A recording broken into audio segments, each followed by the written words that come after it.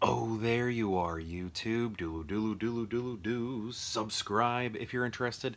Hey, we are going to do a random ranking, but it's going to be themed because right now Barnes & Noble is having their 50% off Criterion titles. So it's going to be a ranking Criterion movies, but we are also going to be focusing on the cover art. I really love Criterion covers. Not always, but a lot of the time I really love Criterion covers. I don't even know if it's a lot of time, but there are times when I love the Criterion covers. I actually have a book completely dedicated to the Criterion covers. I think it was published for their 30th anniversary. I'll put that in the description below, a link to that if you're interested in watching it. But let's get to picking from my Criterion collection, which I have over here to the right of me, and we'll pick out 3 movies and then rank them based solely on their cover art. Let's get to picking. 1. And some of these I bought secondhand, so they may have like stickers on them, like you know, price tags and things like that that I haven't taken off yet. I'll get there. Okay, let's see what we got. Okay. All right, let's see here. So first we have Solaris. So I have not opened this one yet, so we do have this sticker taking up a little bit of the real estate, but we'll just do our best to try and ignore that. But what I like about this offhand, just from looking at it, we have the complementary colors. We got our orange and blue here. The font is pretty interesting. That's not too bad. It says Solaris right there. And then we have a figure here sort of in the central area. Let's see, we got our geometric center is about here, so they're a little bit higher, kind of floating. It's like we got this floating head happening here, but it's that head exists in sort of a dissolve style, like between shots, one of those editing techniques, the dissolve. Oh, and look at this. We see the Solaris logo here being reflected from what looks like a liquid surface there. So that's pretty interesting. I like the cloudscape, just the landscape in general that we're looking at, and then that dissolve of the figure is kind of nice too. But the complementary colors, those are hard to beat. Complementary colors are always nice together. Usually, I mean, that's why sports teams use them, you know? Milwaukee Bucks, red and green. The Lakers, yellow and purple.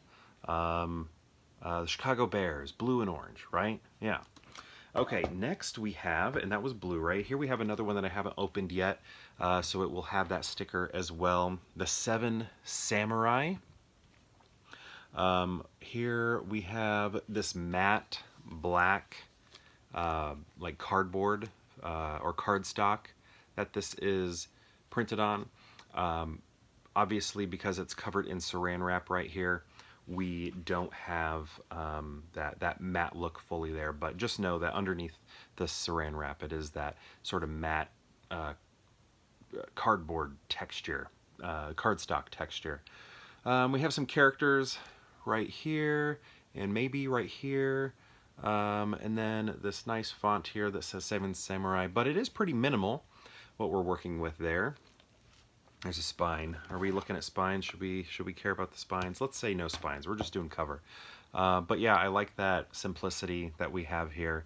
That is nice. I like that the Criterion logo is echoed here, especially the size of it. Do you see how when we look at these circles right here, or incomplete circles right there, how similar they are in size and shape and in similar gray. Obviously this gray is different, but similarities right there. I think all of that is nice also.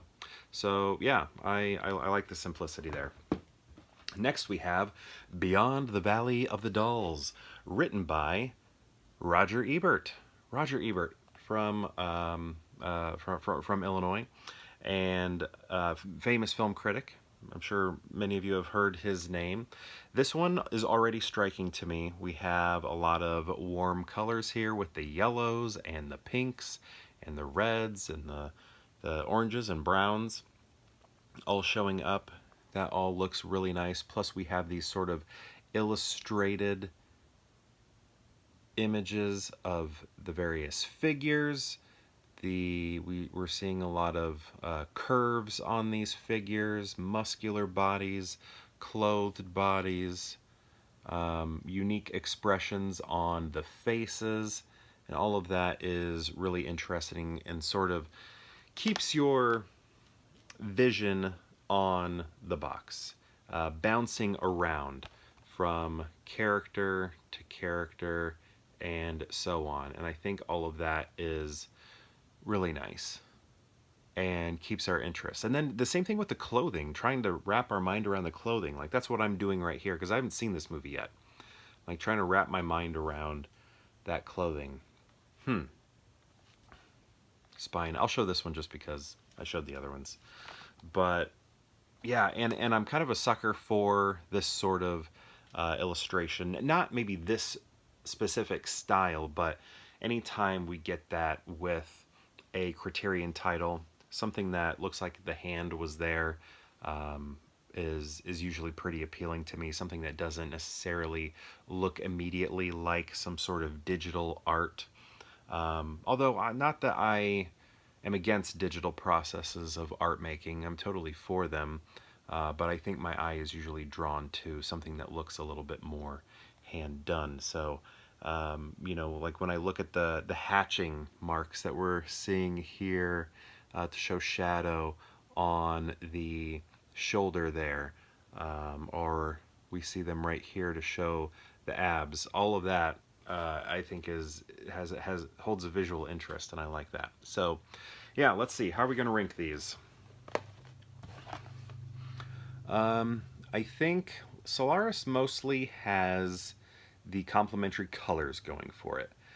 And the font. I really like the font. It might be my favorite font of the three when I look at them. The word dolls kind of gets lost here to me. Actually, just the words in general do. Valley kind of pops up. Valley is easy to see in person, but when I'm looking at my screen right here, actually Beyond does, but when I'm in person, Valley is what shows up more. But I think Solaris has the best font, but is that enough to give it the win? I don't think so. So let's move it down. Here I do like this simplicity, but again, I don't want this to happen every time. But I like the sort of maximalism quality that this illustration has. I mean, I guess it's not that I'm necessarily drawn to the maximalist style here where everything is like full and just packed in there. Because I think normally maybe I do like a little bit more simplicity, minimal look to it. But here, this one's speaking to me, and I think it's just all those faces, all the different clothing, all the body types that we're looking at. It's just the patterns. It's just nice to bounce around and look at this image. And the colors are pretty striking, even if they are very noisy. So I'm actually going to go with the very noisy Beyond the Valley of the Dolls. And I'm going to actually put Solaris at the end, just because I don't know if I like the reflective quality. I like the font. I love the reflective quality and the complementary colors. But I also just love the extreme simplicity here that we have with Seven Samurai. There's just a sophisticated quality that it has that I think the dissolved floating head doesn't quite have. It is nice that the floating head is the orange and becomes one with the sky, but I don't know, it doesn't...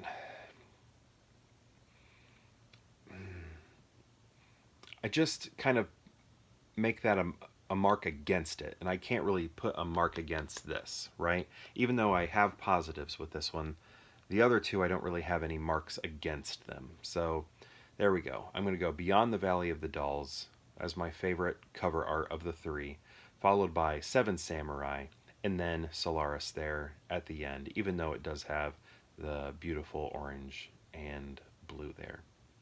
Great versions of those colors.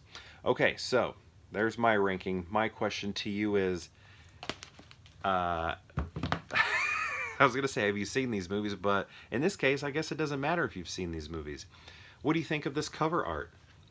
when looking at these, when we're looking at Beyond the Valley of the Dolls, when looking at Seven Samurai, and when looking at Solaris, which cover art is your favorite? Which is your second favorite and which is your third favorite? How would you rank them? I'd love to know. Let me know in the comments below, and perhaps I'll see you tomorrow for more Pure Hangout.